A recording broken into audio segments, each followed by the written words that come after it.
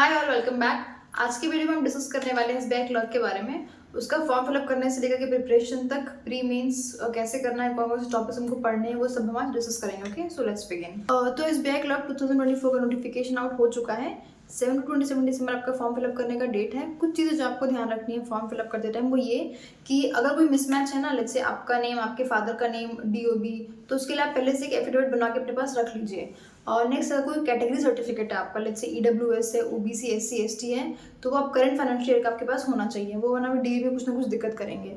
और नेक्स्ट की जैसे दिसंबर में नोटिफिकेशन के बाद आपका जनवरी तक एग्जाम हो जाएगा। सो बहुत डरने की जरूरत नहीं कि इतने कम टाइम में कैसे करेंगे, क्योंकि मैं अपनी पर्सनली अपनी बात करूँ ना, तो जब तक एग्जाम की डेट ना पता तब तक वो अंदर से सीरियसनेस नहीं आती है।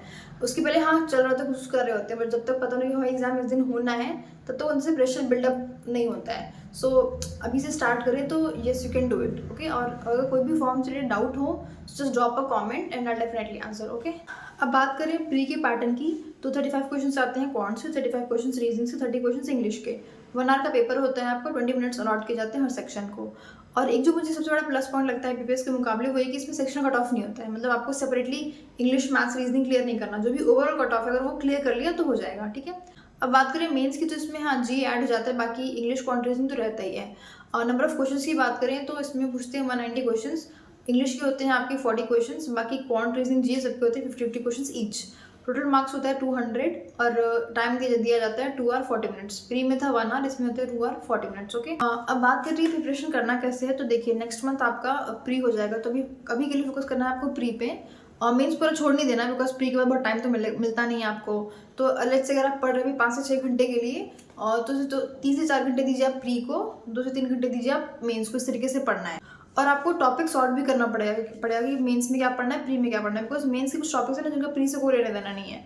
तो वो फोकस करना पड़ेगा कि इन टॉपिक्स को हमको प्री के लिए प्रिपेयर करना है, इन टॉपिक्स को करना है मेंस के लिए। ओके, सो स्टार्ट करते हैं मैथ से। तो इसमें आपको 5 टॉपिक्स से करके जाना है। पहला हो गया आपका सिंप्लीफिकेशन, देन हो गया आपका नंबर सिस्टम, थर्ड हो गया क्वाड्रेटिक इक्वेशन, फोर्थ हो गया आपका सीक्वेंसिंग सीरीज जिसमें मिसिंग नंबर, रॉन्ग नंबर दोनों आ जाते हैं, और फिफ्थ है आपका डीआई जिसमें पाई चार्ट और टेबल दोनों करके जाना है। सो प्री में मैथ्स के लिए अगर आप कुछ भी छोड़ दें, मेंसुरेशन, एसआईसी से कुछ फर्क नहीं पड़ेगा, लेकिन अगर ये छोड़ के गए ये 5 टॉपिक्स, तो प्री तो नहीं क्लियर होने वाला। ठीक है, सो प्री के लिए आपको ये 5 टॉपिक्स से फोकस करना है। ठीक है, मेंस की बात करें तो इन टॉपिक्स के साथ साथ आपको फोकस करना है मेंसुरेशन पे, एसआईसीआई, प्रॉफिट लॉस, परम्यूटेशन कॉम्बिनेशन, और डीआई में भी थोड़ा सा टफ टाइप के डीआई जिसमें 2 से 3 वो कंबाइन करके देते हैं। तो ये हो गया हमारा मैथ्स का सेक्शन। अब बात करते हैं इंग्लिश की। तो सबसे पहले आ जाता है पैसेज। उसमें 7 to 8 क्वेश्चंस देखने को मिलेंगे। और जैसे मैंने पहले कन्वे किया है कि पैसेज को अटेम्प्ट करने का तरीका ये है कि पहले आप क्वेश्चंस को रीड करें, देन वापस आप पैसेज पे आइए। सेकंड टाइप का क्वेश्चन हो गया ओमिशन वाले क्वेश्चंस, जैसे वो कुछ फिलअप्स होंगे, उसमें से 1-2 वर्ड वो ओमिट कर देंगे तो आपको फिल करना होगा। थर्ड आ जाता है आपका अरेंज द सेंटेंसेस, जिससे कुछ 5 to 6 सेंटेंसेस होंगे ABCDF करके, वो जम्बल्ड होगा, उसको आपको अरेंज करना होगा। नेक्स्ट आ जाता है आपका स्पॉट द एरर, कुछ एक सेंटेंस या फिर कुछ वर्ड्स दिए होंगे जिसमें कुछ ग्रामेटिकल मिस्टेक्स होंगी, तो वो आपको आइडेंटिफाई करना होगा। और फिफ्थ आ जाता है आपका मिसस्पेल्ड वर्ड, कुछ 4-5 वर्ड्स दिए होंगे जिसमें कि स्पेलिंग मिस्टेक होगी, तो आपको आइडेंटिफाई करना पड़ेगा कि कौन से वर्ड की स्पेलिंग करेक्ट है। तो ये 5-6 टाइप के क्वेश्चन जो है आपको इंग्लिश में देखने को मिलेंगे। अच्छा, प्री और मेंस में ना इंग्लिश में होता है कि सिलेबस में तो बहुत डिफरेंस नहीं है, ऑलमोस्ट सेम टाइप के क्वेश्चन आते हैं, बट ये होता है कि मेंस का थोड़ा लेवल टफ कर देते हैं वो।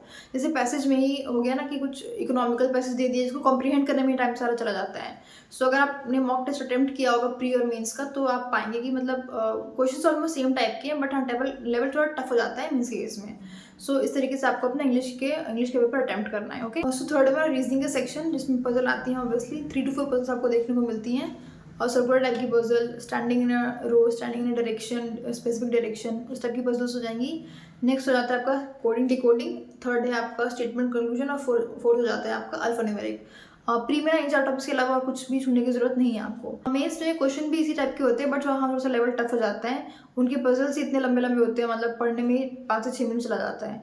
सो हाँ, प्री में आपको थोड़ा सा इजी कॉन्सेप्ट्स मिलेंगे, तो वो करके जाइएगा इन 4 टॉपिक्स को। और मेंस में इन्हीं टॉपिक को थोड़ा सा और टफ लेवल, जैसे कुछ ऑनलाइन वीडियोस मिल जाते हैं ना, सौरभ सर के वीडियोस होते हैं अंडर 247 पे, तो उनको आप मेंस के लिए फॉलो कर सकते हैं। ठीक है, तो इस तरीके से आप अपना रीजनिंग क्लियर कर सकते हैं। तो लास्ट सबसे इंपॉर्टेंट सेक्शन आपका करंट अफेयर्स का। देखिए, आपको प्री के साथ साथ इसको भी टाइम देना पड़ेगा, कि प्री में तो ऐसा है कि आपको बस क्लियर करना है, प्री के मार्क्स काउंट नहीं होते हैं मेरिट लिस्ट के लिए। उसके मेरिट लिस्ट पे काउंट होते हैं मेंस के मार्क्स। सो मेंस में जी के बिना आपको कुछ नहीं होने वाला। सो अगर आप न्यूज़पेपर पढ़ते हैं तो सो गुड, अदरवाइज जो भी ऑनलाइन कंपाइलेशन होते हैं ना, जैसे वीडियो कंपाइलेशन, पीडीएफ कंपाइलेशन, अलग अलग सोर्सेज के, अड्डा, ऑलिव बोर्ड टेस्ट, जो भी आपको कंफर्टेबल लगता है वो आप प्रिपेयर कर सकते हैं, बट छोड़ना नहीं है इसको। प्री के साथ साथ डेली आपको कम से कम 1 से 1.5 घंटा इसको देना है, that will be more than enough.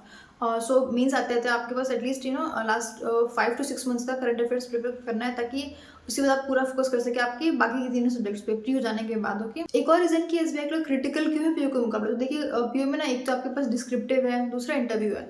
इन दो चीज़ों से ना बहुत फर्क पड़ता है, मतलब ये आपका फाइनल मेरिट लिस्ट में मार्क्स फर्स्ट करने में बहुत हेल्प करते हैं। बट क्लर्क में तो सिर्फ मेंस ही है जो है, प्री आपने एक बार क्लियर किया तो मेरिट लिस्ट में आपका नाम आएगा कि नहीं आएगा, totally depends on mains. So इसलिए मुझे कभी लगता है कि clerk is tougher than PO, seriously. So इसलिए आपको फोकस करना है प्री को कि जस्ट क्लियर कर लें कैसे भी करके, और पूरा फोकस करना है आपको उसके बाद मेंस पे, ठीक है। तो आज के लिए बस इतना ही, and you keep preparing, keep going. मिलते हैं नेक्स्ट वीडियो में, बाय बाय।